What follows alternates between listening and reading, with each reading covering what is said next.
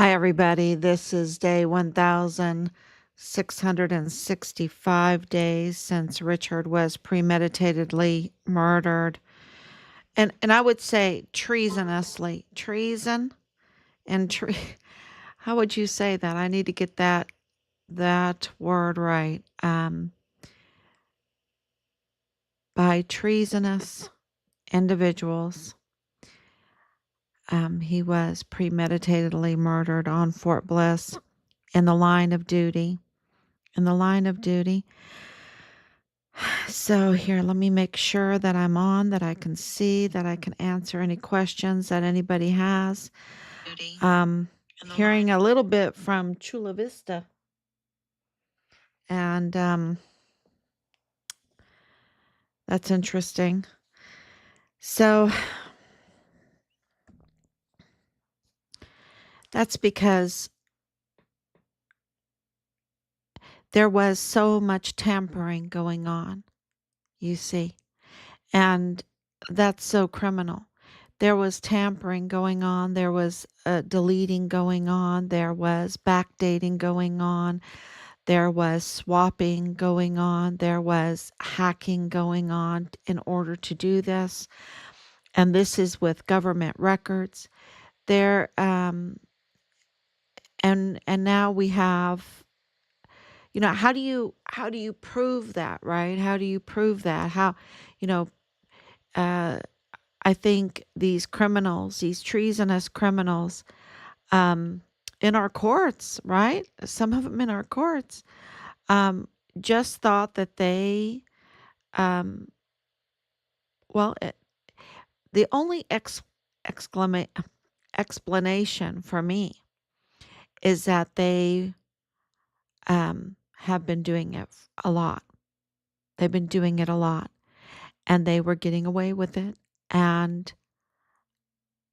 so they were just bold. They were just brazen, and they decided that they could get away with just this huge fraud, this huge fraud. And what am I talking about? I'm talking about our son's murder case. I'm talking about the Walmart mass shooting case. I'm talking about the El Paso Community Foundation over $12 million victims fund distribution. I'm talking about the criminal trafficking. I'm talking about election tampering. I'm talking about visas. It's and all I did was give you the tip of the iceberg. There has been clearly tampering, manipulation, deletion, swapping, you name it, with fraud, theft. We can't forget about the theft of stealing other people's social security numbers. And very important personal information. And that takes hackers. And you have Jules Tuganon-Chan. He's a hacker. He's up to no good. Absolutely knew what was going on Fort Bliss. Absolutely knew. He was security. He knew. He knew that the security was breached. He knew with the children because that was his job. And the security was breached.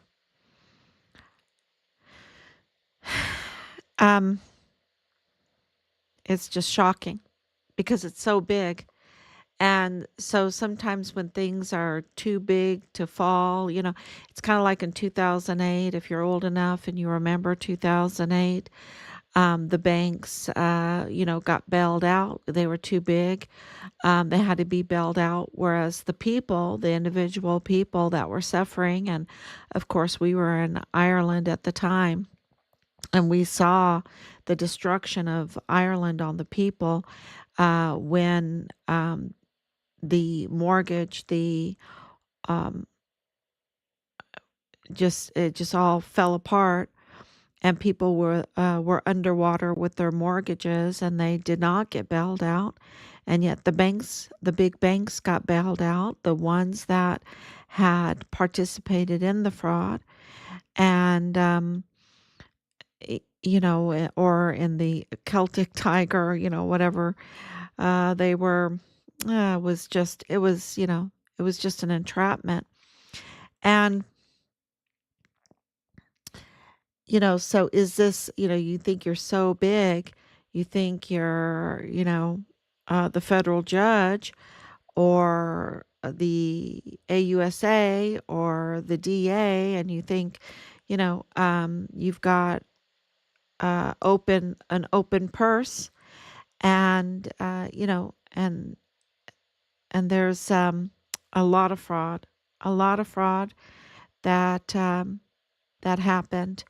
And now we have proof that, evidence, we're investigating, and we're finding the leads, and we're providing them, and we're documenting them, and we're filing them with many, many agencies.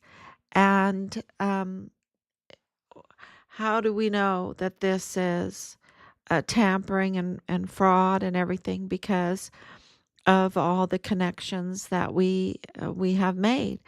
You don't have Judge Guadarrama blind. He's not blind. The last time I've seen him, of course, now he wears glasses, but he's not blind. And he's absolutely with the works day in and day out with Michael Mayella, and he's absolutely knows that his daughter married Patrick Crucius's brother. That especially when Michael Mayella Jr. is so apt with the computers, is a self-proclaimed hacker. And so, this is a problem with the computers, right? This is a problem with computers, is the ability to hack and swap and delete and all of this.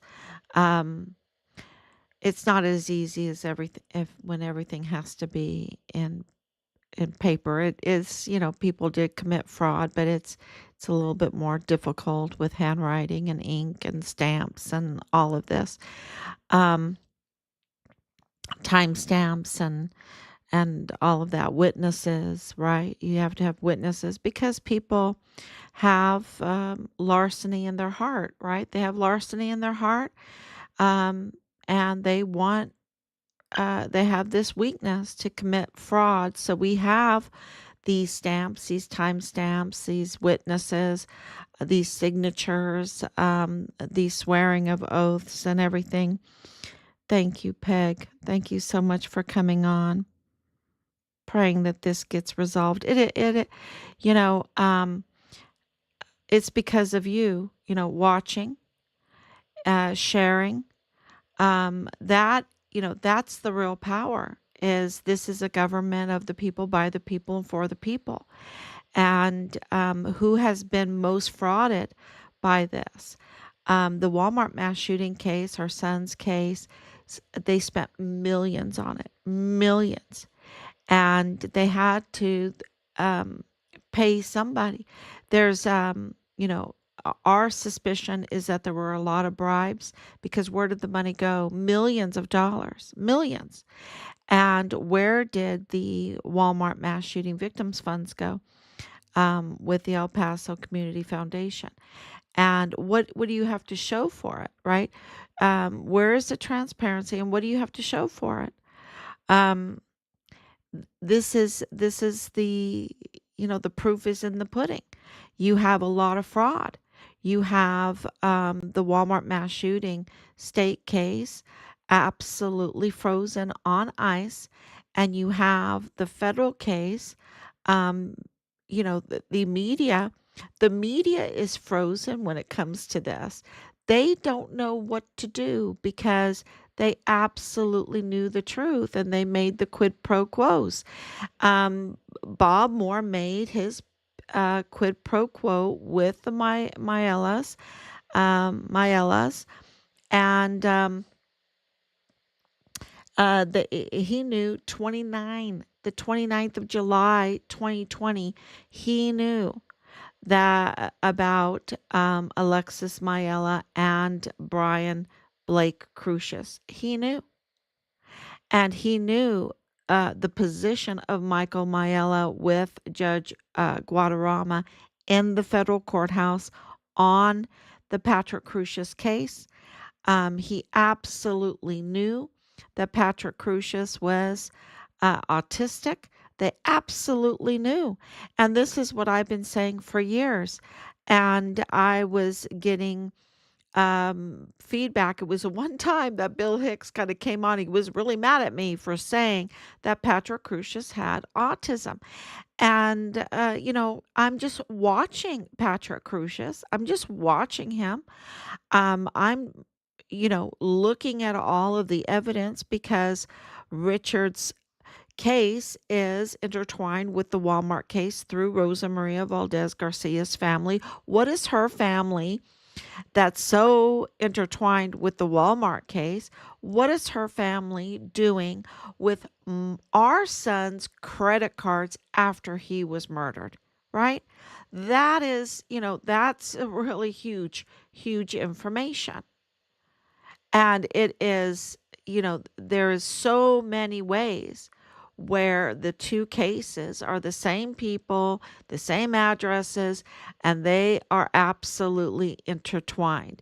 And so the freezing of the Walmart case is like freezing of Richard's case. And so that's why we're so concerned. We want the Walmart case to either be closed down because um, in El Paso, they've been charged enough money for this fraud, and then, or better for us to, in order for us to get the information. And now I don't even think it's a choice now, right? I don't think there's a choice at all. They have to transfer the case to San Antonio or a different jurisdiction or to Austin to Ken Paxton, right? They can send it to Ken Paxton and let him do it because of the latest information, which, of course, I'm not a lawyer, I'm not, a judge. So I'm thinking through this. And I'm like, with the newest information, with the federal case absolutely being botched, with Judge Guadarrama absolutely knowing that this is a botched case and that being admitted during it, and that the plea deal is absolutely not justice. I mean, 7,000 years in prison, 90 life sentences. I mean, look at, they must really hate Patrick Crucius. They must really hate him and try to, and they did. They profited off of him. They sold him. That's what they did there. So are they human traffickers too? Are they drug traffickers? Are they ammunition and weapons smugglers and traffickers? I mean, the way they sold out Patrick Crucius, and I'm not saying that Patrick Crucius wasn't part of the Walmart mass shooting. He was absolutely there. I mean, he surrendered twice. He surrendered twice and admitted to it twice. One time he was told, go back, go back. It's, maybe this is a little bit too soon, right? And then he went the second time when he was arrested without his hands being bagged, without being read his Miranda rights, with being very, very clean. This is all within like a 20-minute, if that. I don't even think it was a 20-minute period, right? From the beginning, 10:49, and then what was it, 11 something, where the arrest was, 10:49 in the morning to about 11, um, something in the, so it's like a matter of 20 minutes, um, eh, maybe 17 minutes, I think it was, when all of this took place. So it was very, very quick.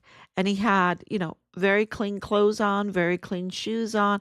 How can you do that kind of crime and come out clean. You just, especially when after you hear the media sweetheart, Ernest Christopher Grant, and his testimony, right?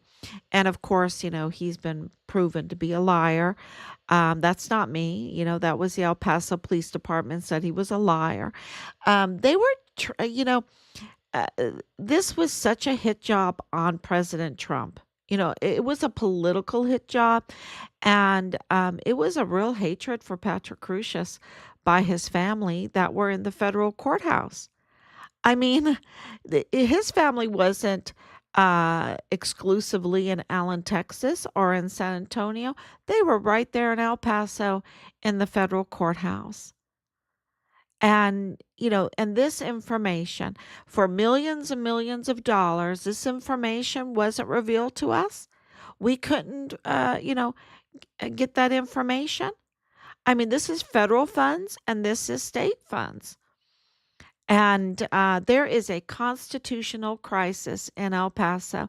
And all this talk about constitutional crisis, you can just look at El Paso. It is a total constitutional crisis there, right there in the courts, and of course in the magistrate court as well, because Penny Hamilton magistrated him, and this is where the Anthony Owns. I hope I'm saying that name right. I'm not saying it right, but he is the like right hand man for Jaime Esparza.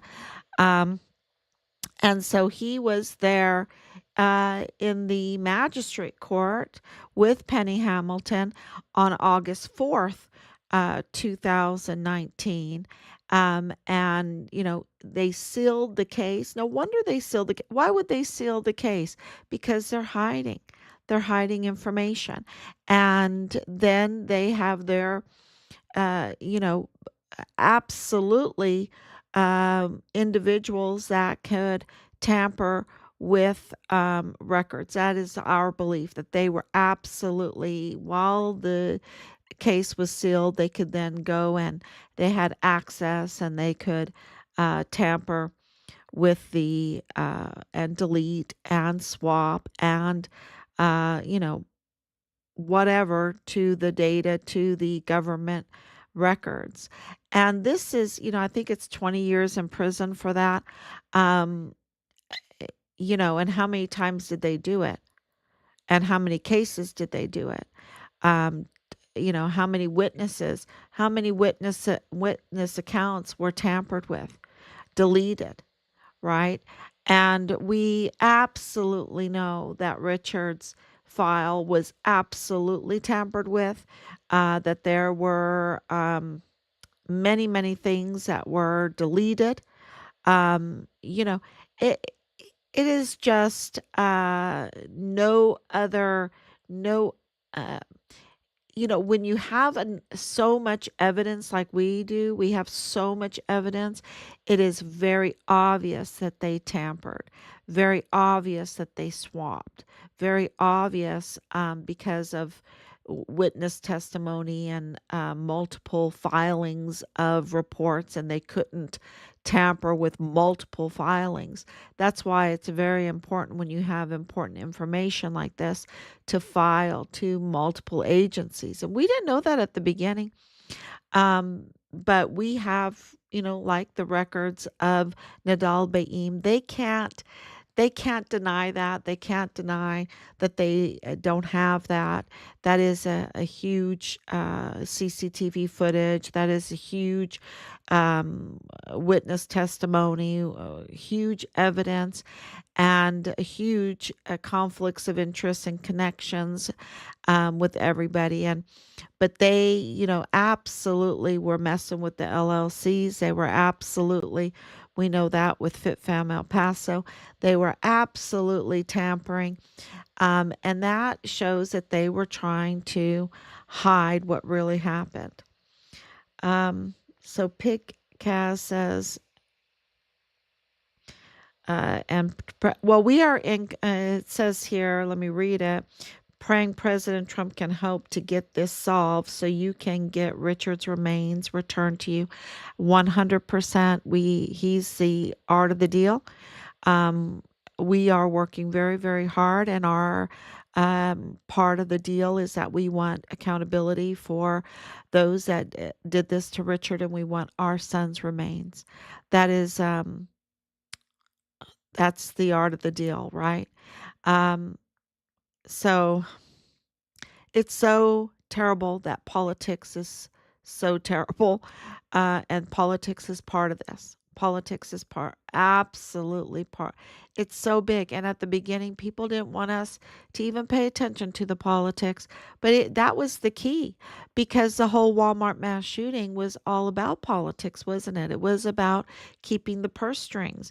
It was about hiding the fraudulent money that Doge is now revealing. And I can tell you right now that before Doge was even revealing this fraud, we absolutely knew that there were fraud in the Walmart case and in our son's case because of our open records, because of our investigation. So, absolutely, we are in communication with the federal government officials just about daily, just about. And, that's really important for everyone to know that they don't do anything, though, easily. It takes the people, the will of the people to do it. And so that's why we come on every day for our safety and for reaching out to the people to say, please share, please share, please talk to your neighbors about this. Um, the Walmart case, the El Mayo case, which is also intertwined with Richard's case because um, Ray Velarde, who is the attorney for El Mayo, was assigned to Richard. They had the same attorney. So, and, of course, Richard was reporting this criminal trafficking. He was reporting the criminal trafficking. And he was getting retaliated, and he was even reporting that he didn't feel safe, that he felt threatened. And so, a lot of that information has been tampered with and swapped out and deleted, and but we have our own documents, um that um, they couldn't, that we printed out, that we have, that they couldn't tamper with. And so we've been recording from practically day one. Thank you, Danielle, for coming on with the prayers. Trump was in office when Richard Halliday was murdered in 2020. Trump has yet to mention Richard Halliday's murder. Um, yeah, the thing with that, let me explain that. And we absolutely, um, so why did the Walmart case even happen? And who's involved in the Walmart mass shooting case? There were audits going on. We know that from the generals. The general absolutely told us that there were audits going on. And you see this right now, what's going on in the second administration of President Trump. In the first one, he wasn't as seasoned a politician as he is right now. He's going very, very quickly right now, very quickly. And in the beginning, he didn't. He was trying to be a little bit more mindful of people in their positions and give them a chance. Now he absolutely knows who the up to no good people are. And you can't give them an inch because they will absolutely try to make a noose out of it, right? They will absolutely try to sabotage whatever you're doing. And, you just can't give them, uh, uh, it's so bad. They're vile and vulgar, and they're really, really, really criminal. They're super criminal, and people are getting hurt. because of them. So, and it's hard for us to understand how evil these people are. It really is. It's very hard for us to understand. And in the first um, administration, we know that there were audits, but we also know that there were leaks, right? There were a lot of leaks, and we know that Richard was in communication with Washington, D.C. He was in communication with FBI Houston. Uh, we know that he was in communication with Child Protective Services multiple times, that he was in communication with 911 multiple times, that he was in communication with the IG and the CID. So we know that uh, he was absolutely reporting, and we know that President Trump wanted to build a wall, and he was absolutely auditing El Paso and Fort Bliss.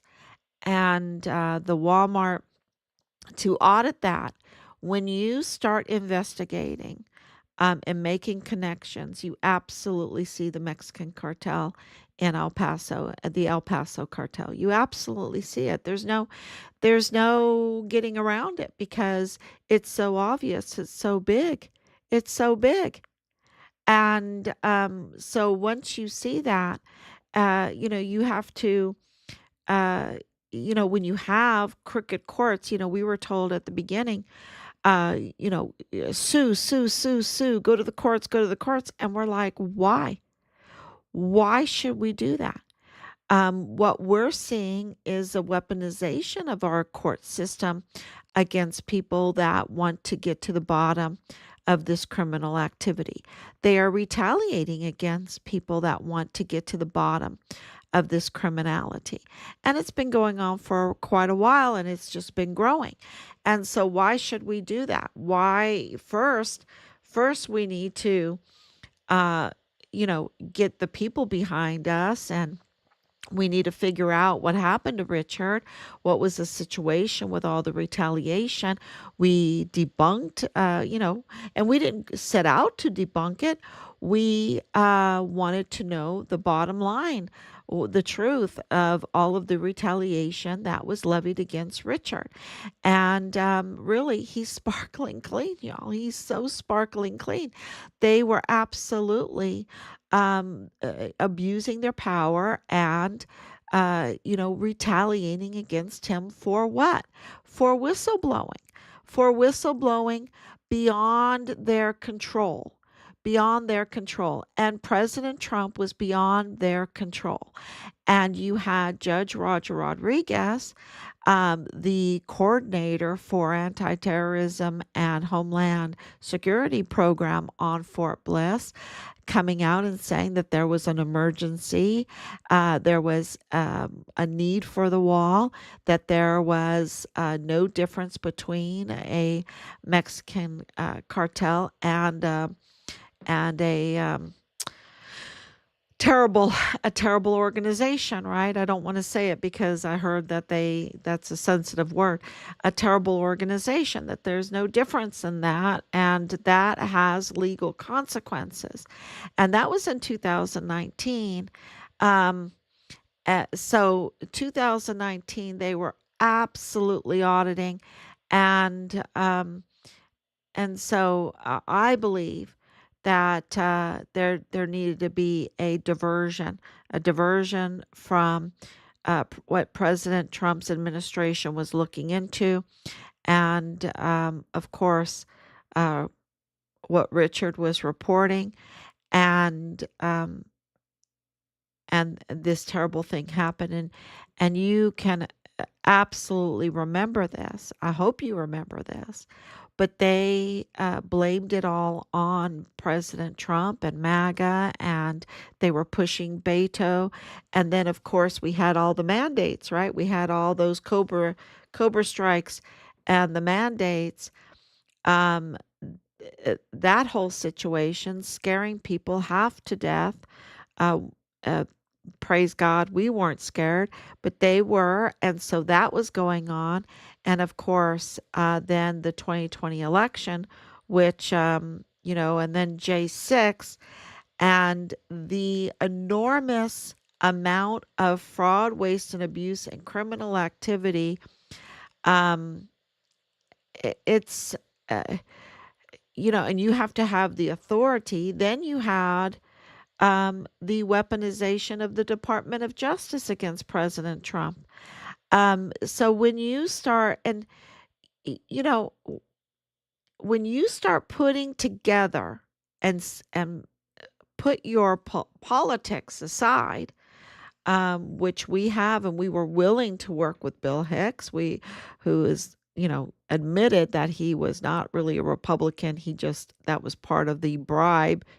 That's why I guess he didn't sign the anti-bribe line, the deal that he had to do with Governor Abbott.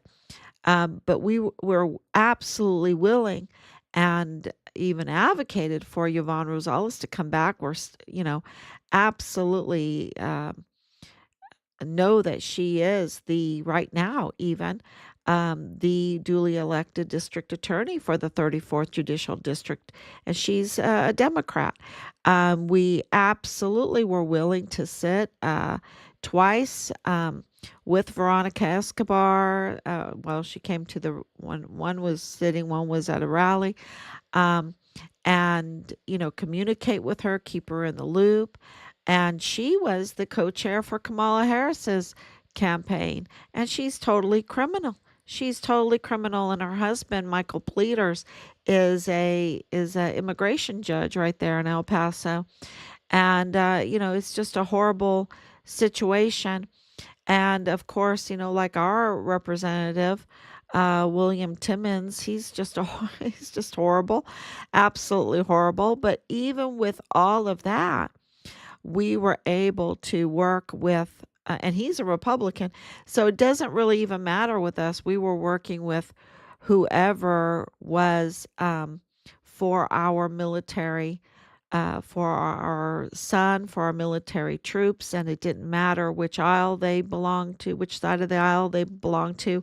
We were willing to work with all of them, and and now, um, but for them, this whole thing in El Paso, it's the front door to the United States, right? It's the front door, and there's a constitutional crisis, and that is nothing to laugh at. There is, honest to God, a constitutional crisis in El Paso.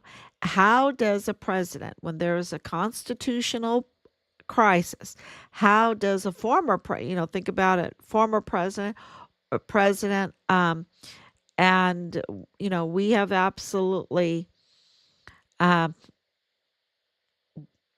we understand that there is a time for all things, and that this case, being an international case, that it involves Mexico to a very high extent, okay? It involves Mexico, it involves other countries. That all needs to be, you're talking about a lot of lives, a lot of jobs, um, hundreds of thousands of taken children. You're talking about a lot of weapons in the hands of the wrong groups of people that want to do us harm, from the weapons smuggling. There's just the whole drug thing, and you see Doge. Um, Absolutely everything that Doge is doing affects what is going on in El Paso. And the time for Richard's name to come out, because it makes the institutions look so bad, doesn't it? It makes the institutions look so bad. And really, what it is, it's the infiltration of criminals into our institutions. And that's where we were caught. Um, who is allowed to wear our uniforms? Who is allowed to put on the stars? Who is allowed to wear the stripes? Who is allowed to wear the robes and the gavel? Who is allowed? And we know that they are absolutely breaking the law. They're breaking the law, right? And so, for President Trump to mention Richard, um, right now, almost every action that he does, I feel like it is answering Richard's case. Just about, it was amazing. And the first trip that Pete Hegseth took, and meeting with the border czar, is to El Paso and to Fort Bliss. And Fort Bliss was absolutely, it is still Curtis Taylor. Curtis Taylor, the commander there, he's absolutely compromised. Absolutely. There's no doubt in my mind that he's compromised. And you still have, I think, is Donna Martin still the Inspector General for the Army? I mean, President Trump has to get his people in place. Um, and we did get, I just can't say more. I can't say more. I have to be very, very careful because you're talking about kinetic war at the border. You're talking about huge billions of dollars of drug trade, uh, the weapons smuggling, the ammunition smuggling, and recently what was going on in California, smuggling military gear and weapon grade and all kinds of stuff, putting them in uh, the tactical move storage units and trying to ship them to North Korea. So you know, uh, we're going to keep going. And from the very beginning, it was like, okay, we're going to keep going, and until no leads come in anymore, right? And here we are, over 4 years later. It's like almost every day is breaking news. Look, we have breaking news with the Anthony Unn um, coming into the picture. And I'll reveal that tomorrow. But Anthony Young is very, very important to give people the evidence that they were absolutely tampering with these files, with these cases. And there's a lot of, because this is politics, because it's international politics, um, you know, the time will come. The time will come. And we're almost there. We're almost there. We did get the acknowledgement of the in the line of duty. That's huge. We received the acknowledgement in April of 2024 that Richard was murdered on Fort Bliss. That's huge. And that in the line of duty on Fort Bliss, that can't be ignored for too much long. And I don't want to give a timetable. I don't want to give a timetable. I want to keep, if this is going to help stop people from dying of overdoses and more children being taken in trafficking, if we can stop and make our military stronger so that retaliation against our sons and daughters does not happen like it happened to Richard, right? Eh, if we can establish more esprit de corps so that we don't have the corruption, the need for whistleblowers in the military, right? The very few whistleblowers than what we would need if we have an ethical military. Um, this is what a lot of people, maybe they're just thinking about, I don't know, their own situation. Um, but because we are a military family, and because we're almost 80 years in combined service in our family, right? um w- One of the things that we think of, and I think mainly after God is country, right? God, country, family, um, is securing our country because there is nothing for our family if we don't secure God and the country, right? And there's nothing for our family in the future. This is our country. And, so we have to think outside the box a little. And yeah, I can't wait until Trump mentions Richard. I know. I can't wait until there's a press conference and Richard's name is so big. What he accomplished and died for. You understand, he was going through Vanity Fair. He was going through entrapment after entrapment after entrapment and retaliation after retaliation. They were, remember David Park, Captain Park? I mean, they were investigating him every which way to try to find something, and they couldn't find anything, and he admitted that. And yet they continued to retaliate and glory in the retaliation against him. And that's what really set us off is that they couldn't hide their pleasure for retaliating against Richard in front of us. And that was really heartbreaking. Yeah. And they absolutely threatened Richard with 6 years in the brig. They were using everything from the retaliation, the abuse of their power, the tools that we have entrusted to them, and they were using it, weaponizing it against Richard. They were using all kinds of harassment. Um, and then, of course, the tampering of files. The tampering. I believe that we have to look at everything, the medical files, the autopsy files, the building 2479.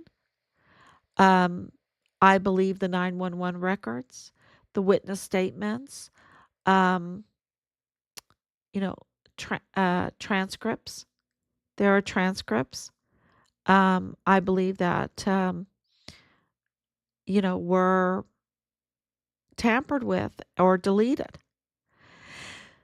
So, just like the seal on that body cam footage from the El Paso police, they never wanted us to have that, y'all, because it's absolutely mitigating evidence. It's beautiful. Richard was standing there at attention. So, polite, so polite and respectful as a young man in that body cam footage. That's they were trying to entrap, well, they were framing him there. And knowing that they were framing him, because clearly it was a frame job because of Boleyn's phone call, right? Um, he was still very calm and very respectful. I'm telling you, he was sparkling. His name is um, his name is golden. And so when President Trump, and I'm sure that he knows more, right? I lived on Fort Meade for a while. Uh, when my husband was still with Walter Reed, and that's NSA land, right? That's NSA land. NSA is right there. That's top secret stuff and everything. And but people are people, and you know, you hear, uh, you hear things, And, I'm not saying secrets or anything, but that NSA is NSA. And that I guess, the boldness of them that are there that have access to information. So, they absolutely have a lot of information that is going to come out. And, you know, so whenever they're ready for the border, um, right now, Veronica Escobar is still there.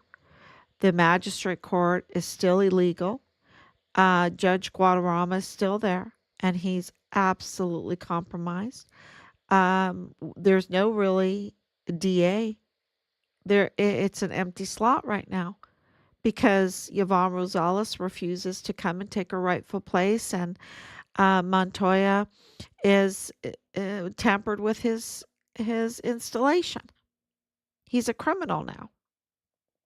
20 years in prison? Should he get 20 years in prison? What are you going to do? Go in there and arrest everybody? Arrest all the magistrate court judges? And I mean, uh, and what are the implications of that? So I think that all needs to be worked out, what they need to do. And the people, the media is totally frozen. They're not reporting because what is the people going to say after millions and millions of their dollars being spent? People living large while knowing that Blake Crucius is married to Alexis Maela, and all the narrative is a lie. And the victims have been shafted. The true victims have been shafted. They're not going to be able to do a civil case until 2030, if at that. So it is it's something that we have to be really mindful and trust, right? Um, we don't have It's called epistemological self-consciousness. Richard loved that, Richard loved that saying, epistemological self-consciousness. It means that we know that we don't know everything.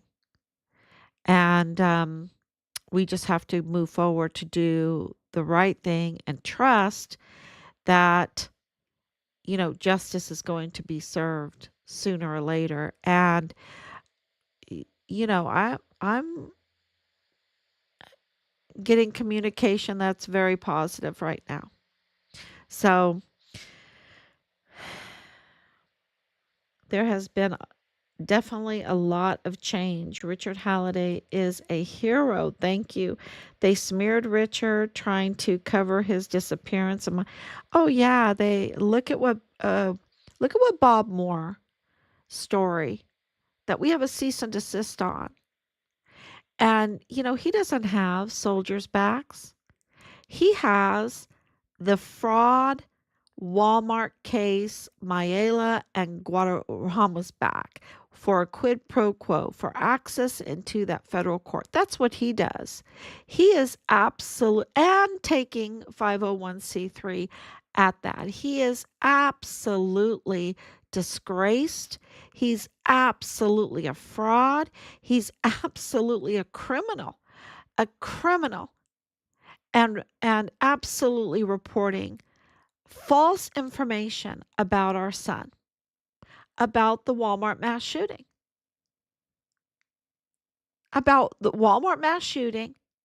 calling Patrick Crucius the worst names, right? That was more important than than saying the truth about him, which might not be too nice. But their political agenda was more important to them, and they hid mitigating evidence. They hid important information since January 29th, 2020. and then absolutely reported falsely and was so mad at us, right? And didn't take our call. Over 15 times we tried to communicate with him. And we have given the media all of this information, y'all. All this well, we have breaking news for tomorrow that we need to get out real quick so that they can, maybe report on it. I mean, look, people want President Trump to report on it. Yes. But where is the media? Where is the media? Where is the PAO? Where are the generals? Where's General Taylor? Why doesn't he get on there and do a PAO? Why is he waiting for President Trump? Why is he waiting for the media there in El Paso? Where is Sean Bernabe? Why aren't they doing their jobs? They need to be stripped. Hopefully they got the message already. And I was told today at church, someone came up to me and said, "Good news. It looks like Mealy's going to be court martialed." And I'm like, "Yeah, that would be great news. You want to see him get court martialed, right?" I'm like, "You better believe I want to see him get court martialed. He's a traitor." Where is David Park now?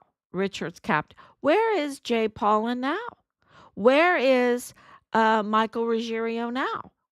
Where is Clem Coward now? Where is Michael Garrett now?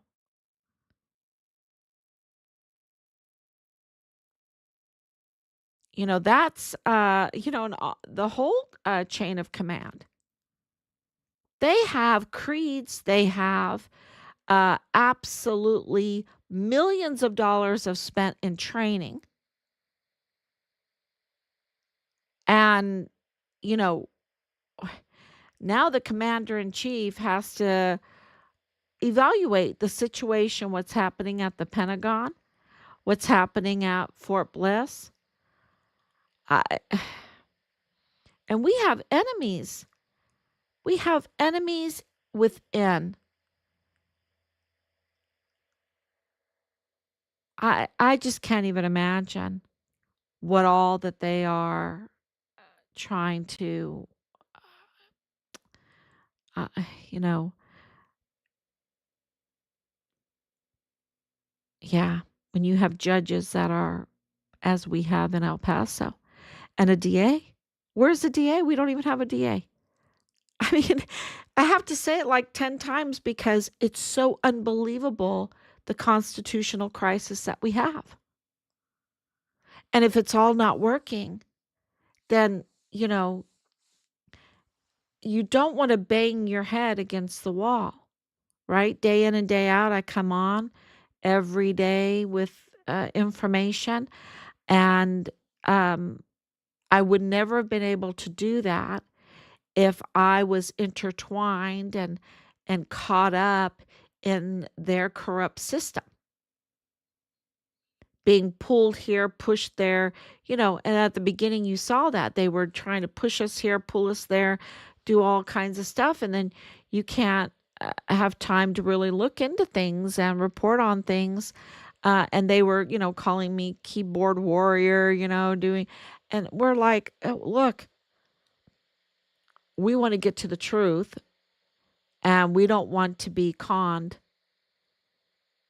We don't want to be conned." It's and thank God that that we've been patient, because that's been very really difficult to do. Very difficult with all the information that we have. Richard will get justice. Yes. Richard is saying their house of cards fall, in my opinion. Yes, he was trying to save many, in my opinion. Oh, yeah. And a lot of this using military buildings to supply all of this stuff and to use military fuel to transport it. Um, you know, Dallas Hart being the platoon leader, he could sign out for the vehicles, right? Um, yeah, it's all coming out. It's all coming out. So, but just think about I posted up a picture of the Maela's family, and I think that is huge. And think about Anthony on that's breaking news, because he was Jaime Esparza's right hand man, and these people are all connected, um, and that shows that this was. Uh, well, it seems like who is orchestrating all of this. You know, who was orchestrating all of this? Um, and I want to say a big player is Veronica Escobar. Okay, because she was co-chair. She's the one that put in Rascon. She's the one that put in Jaime Esparza's AUSA. She's the one that with these magistrate judges to get them paid. She's uh, she's a big player in all of this. Yeah, and I don't want to forget to mention Lalani Hart because Lalani Hart is also key in all of this. She needs to be arrested ASAP. All her crimes are already documented. So I could absolutely demand her arrest. And everyone should demand Lalani Hart's arrest. And that's why I think she changed her name. Um, because her crimes are absolutely documented, and there is no excuse why FBI agent John Morales has not arrested her. He needs to have her arrested. I mean, he had the CBP border agent arrested. He needs to have Lulani Hart arrested. It's very clear. He has ample documentation to do so. So yeah, that's I tell you, and there's more, but we will be back tomorrow, God willing, and I'll just we don't even have time to sleep because um, trying to get out all this information while responding to everything that we're getting. It's a big job, and we really appreciate your prayers. We appreciate you sharing, and yeah, we're gonna get justice. It's just a matter of time. Thank you so much. God bless you. Bye bye.